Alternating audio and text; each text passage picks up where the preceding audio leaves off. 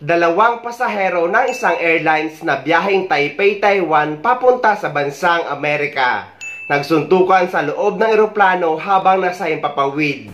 Ang dahilan ay isang upuan na inupuan ng iba na pagmamayari naman ng isang pasahero na nag-CR lang. Sa kalagitnaan ng flight pa Amerika, nag-away at nagsuntukan na ang dalawang lalaking pasahero sa loob ng eroplano. Ang ugat niyan, alamin sa Frontline News Abroad ni Mon Gualvez. Inaawat ng tatlong babaeng flight attendant ang lalaking pasaherong yan na nanuntok ng isa pang pasahero. Pero hindi pa man siya kumakalma, ginantihan na siya ng suntok ng kanyang kaaway. Mas lalo tuloy nagwalang lalaking nakaputing polo. Sa tindi ng tensyon, napatayo at napasigaw ang ilang sakay ng eroplano.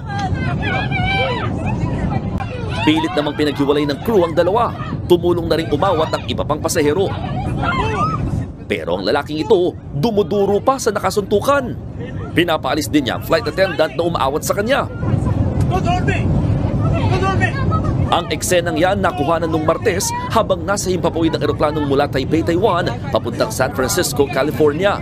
Nag-ugat ito sa agawan ng upuan.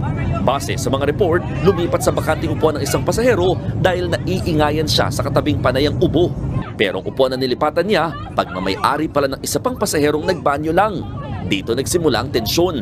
Matapos ang gulo, pinaghiwalay ang dalawa hanggang maglanding sa San Francisco. Agad din silang itinurn over sa mga nakabantay na pulis sa airport. Ayon sa Taiwanese airline na Eva Air, meron silang zero tolerance policy sa mga pasaherong nakakaistorbo.